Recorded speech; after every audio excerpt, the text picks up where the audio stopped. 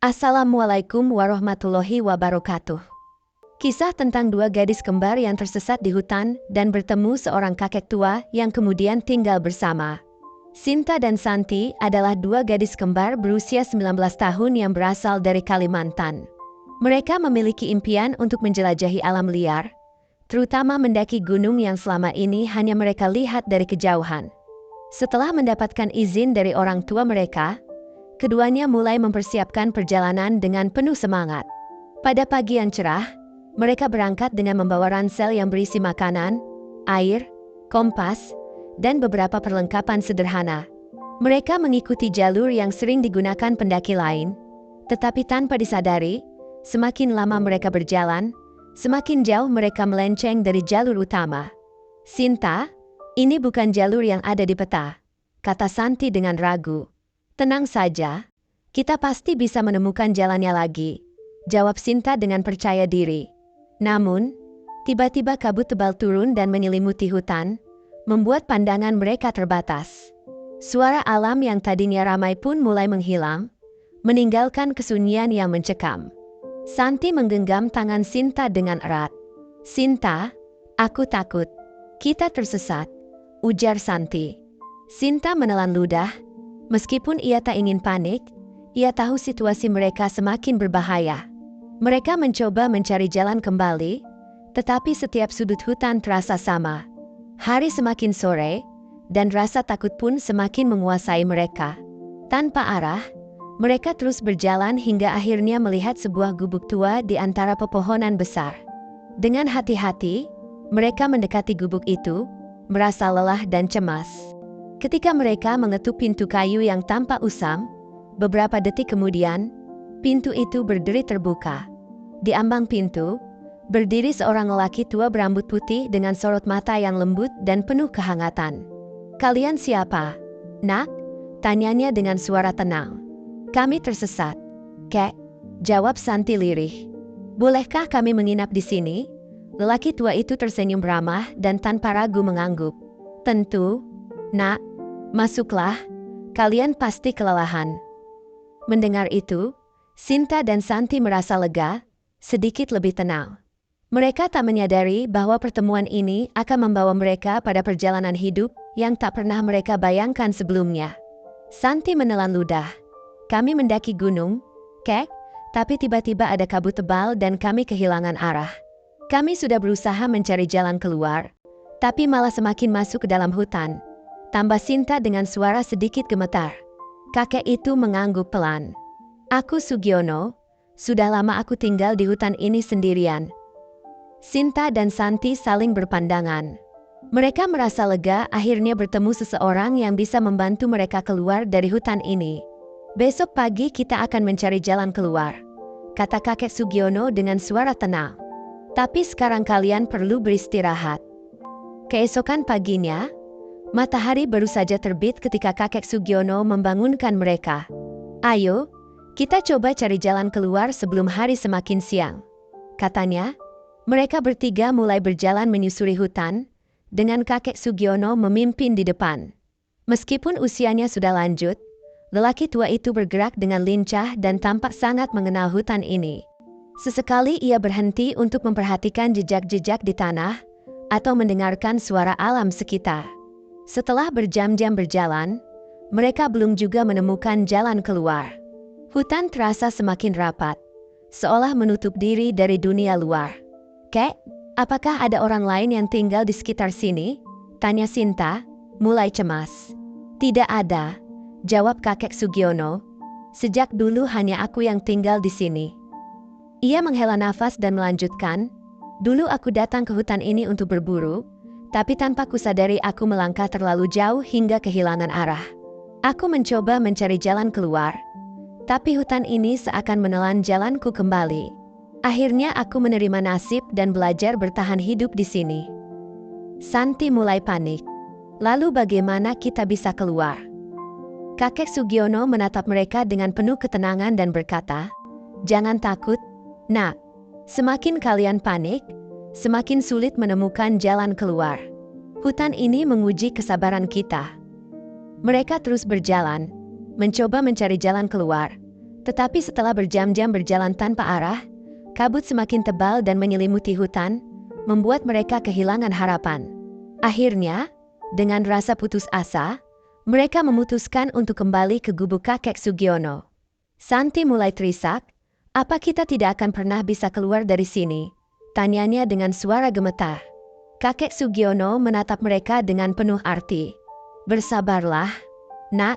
Mungkin ada alasan mengapa takdir membawa kalian ke tempat ini." Sinta dan Santi hanya bisa terdiam, tidak menyadari bahwa hari-hari yang akan datang akan mengubah hidup mereka selamanya.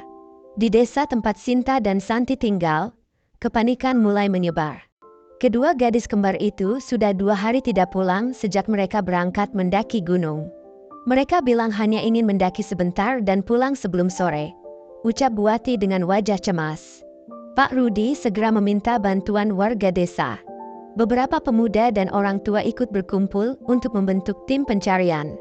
Mereka membawa senter dan bekal untuk menyusuri hutan. Seorang pemandu hutan bernama Pak Dirman mengamati jalur yang biasa dilewati pendaki. Kalau mereka tersesat, seharusnya ada jejak kaki atau ranting yang patah, katanya. Namun, setelah berhari-hari mencari, mereka tidak menemukan apapun. Mereka berteriak memanggil nama Sinta dan Santi, tetapi hanya suara angin yang menjawab. Pencarian semakin besar. Polisi hutan dan tim SAR turut serta menyisir setiap sudut gunung, tetapi tetap tidak ada tanda-tanda keberadaan kedua gadis kembar itu. Hari-hari berlalu, dan pencarian terhadap Sinta dan Santi semakin sulit. Beberapa warga mulai percaya bahwa hutan telah menelan mereka. Sementara itu, di dalam hutan, Sinta dan Santi perlahan terbiasa dengan kehidupan bersama kakek Sugiono. Awalnya, mereka ingin segera keluar, tetapi seiring waktu, kenyamanan mulai menyelimuti mereka.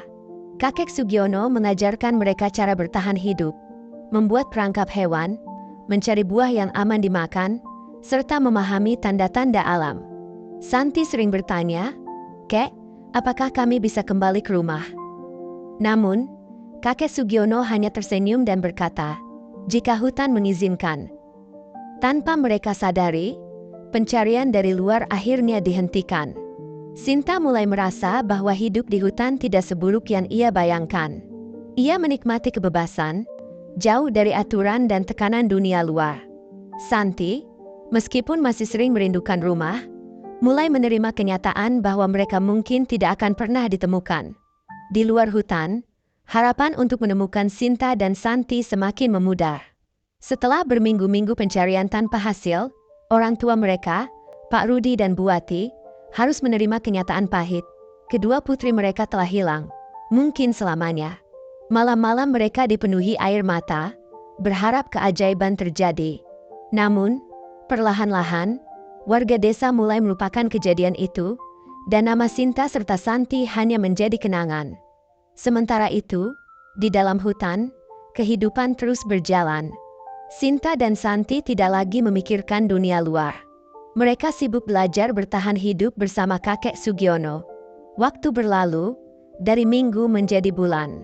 Sinta dan Santi telah berubah. Mereka bukan lagi gadis kota yang takut kotor atau manja. Kini, mereka adalah bagian dari hutan. Mereka tahu cara berburu, mengenali tanaman beracun, dan memahami ritme alam. Kakek Sugiono menjadi guru, pelindung, dan satu-satunya keluarga yang mereka miliki. Awalnya, mereka mengandalkan kakek untuk bertahan hidup, tetapi lambat laun, mereka mulai saling mengandalkan satu sama lain. Malam-malam dingin dihabiskan di sekitar api unggun, berbagi cerita dan tawa. Siang hari, mereka bekerja bersama, menjerat hewan, memancing di sungai, atau membangun gubuk tambahan untuk menyimpan persediaan makanan. Tanpa sadar, hubungan mereka semakin dalam. Tidak ada lagi batasan di antara mereka bertiga, tidak ada konsep waktu, norma, atau aturan dari dunia luar. Mereka hidup dalam keterasingan, tetapi justru menemukan kenyamanan dalam kesederhanaan. Pada suatu malam di sekitar api unggun, Sinta menatap wajah kakek Sugiono yang semakin tua. Kerutan di wajahnya semakin jelas, tetapi sorot matanya tetap penuh ketenangan. "Kek, apakah kita akan selamanya tinggal di sini?" Tanya Santi pelan. Kakek Sugiono tersenyum. Jika kalian ingin pergi, kakek tidak akan melarang. Tapi jika ingin tetap di sini, kakek juga tidak keberatan. Hutan ini sudah menjadi rumah kita. Sinta dan Santi saling berpandangan. Dahulu, mereka rindu rumah, keluarga, dan kehidupan kota. Tetapi kini, mereka merasa lebih hidup di hutan ini. Suatu hari, Sinta mulai merasakan perubahan dalam tubuhnya. Ia sering merasa pusing dan mual di pagi hari. Santi pun mengalami hal yang sama. Mereka bingung dan mencoba mengabaikannya. Namun, seiring waktu, perubahan itu semakin nyata. Kakek Sugiono, yang telah banyak pengalaman hidup, menyadari sesuatu. Kalian berdua sedang hamil, katanya dengan suara tenang. Sinta dan Santi terdiam. Jantung mereka berdegup kencang. Hutan ini telah mengubah mereka, dan kini hidup mereka akan berubah lebih jauh lagi. Setelah 9 bulan mengandung, hari yang ditunggu-tunggu pun tiba. Sinta dan Santi mulai merasakan kontraksi hebat. Rasa sakit yang belum pernah mereka alami sebelumnya membuat tubuh mereka gemetar. Kakek Sugiono bersiap membantu mereka. Ia telah mengumpulkan dedaunan obat untuk meredakan nyeri dan merebus air sungai yang telah disaring. Kalian harus kuat, ucap kakek Sugiono dengan suara tenang. Percayalah, alam akan membantu kalian. Sinta melahirkan lebih dulu. Setelah berjam-jam berjuang, akhirnya tangisan seorang bayi laki-laki menggema di dalam gubuk. Kakek Sugiono tersenyum lega. Dia sehat, katanya sambil membungkus bayi itu dengan kain sederhana. Sinta menatap anaknya dengan mata berkaca-kaca. Aku akan menamainya Raka, ujarnya lirih. Karena dia lahir di tengah belantara dan akan tumbuh sekuat hutan ini. Beberapa jam kemudian, giliran Santi yang melahirkan. Ia menggigit bibir menahan sakit, keringat bercucuran di wajahnya. Dengan penuh kesabaran, kakek Sugiono membantu proses persalinan. Akhirnya, lahirlah seorang bayi laki-laki yang juga sehat dan kuat. Santi tersenyum meski tubuhnya lemas. Namanya Arya, katanya dengan suara lirih. Agar dia tumbuh menjadi anak yang berani. Kakek Sugiono menatap kedua bayi itu dengan bangga. Mereka adalah anak-anak hutan, yang akan tumbuh tanpa rasa takut, tanpa ketergantungan pada dunia luar. Beberapa bulan berlalu, Raka dan Arya tumbuh menjadi bayi yang sehat. Mereka tidur nyenyak dalam ayunan anyaman daun, dibersihkan dengan air jernih dari mata air, dan merasakan kehangatan alam sejak dini. Sinta dan Santi, yang dulunya hanya gadis kota biasa, kini telah berubah menjadi ibu-ibu tangguh. Mereka belajar merawat anak-anak mereka dengan cara alami, mengandalkan pengalaman yang diajarkan oleh kakek Sugiono. Kalian tidak perlu khawatir, kata kakek Sugiono suatu hari. Alam akan menjaga mereka, selama kalian menjaga keseimbangan dengan hutan ini. Raka dan Arya tumbuh menjadi anak-anak yang sehat dan kuat, menyatu dengan alam yang telah menjadi rumah mereka. Sinta dan Santi akhirnya menyadari bahwa meskipun mereka telah meninggalkan kehidupan kota, justru di tengah hutan inilah mereka menemukan makna hidup yang sebenarnya. Kisah mereka menjadi pengingat bahwa setiap keputusan yang diambil memiliki konsekuensi. Hidup bukan sekadar bertahan, tetapi juga tentang menjalaninya dengan penuh tanggung jawab dan kesadaran. Hubungan di luar pernikahan bukanlah jalan yang benar. Selain bertentangan dengan nilai agama dan budaya, hal itu juga dapat membawa kesulitan bagi diri sendiri serta anak yang dilahirkan. Setiap anak berhak mendapatkan orang tua yang sah, lingkungan yang stabil, dan kasih sayang yang didasarkan pada tanggung jawab. Sinta dan Santi telah memilih jalan hidup mereka sendiri. Namun kehidupan yang mereka jalani tidaklah mudah. Jangan biarkan emosi sesaat membawa kita pada keputusan yang dapat berdampak panjang. Hargailah diri sendiri, hormati nilai-nilai moral, dan jalani kehidupan dengan penuh tanggung jawab. Selain itu, peran orang tua sangatlah penting dalam membimbing anak-anak mereka. Perhatian, pengawasan, dan kasih sayang bukanlah hal yang bisa diabaikan. Anak yang tumbuh tanpa arahan yang jelas seringkali kehilangan arah dalam mencari jati diri. Oleh karena itu, orang tua tidak hanya bertugas mencukupi kebutuhan materi, tetapi juga harus memastikan bahwa anak-anak mendapatkan pendidikan moral yang kuat dan kasih sayang yang cukup. Sebab, kebebasan sejati bukan berarti hidup tanpa aturan, melainkan hidup dengan kesadaran akan nilai-nilai yang benar. Terima kasih telah menyimak cerita ini. Jangan lupa untuk like video ini, subscribe channel kami, agar tidak ketinggalan cerita menarik lainnya. Sampai jumpa di cerita berikutnya. Wassalamualaikum warahmatullahi wabarakatuh.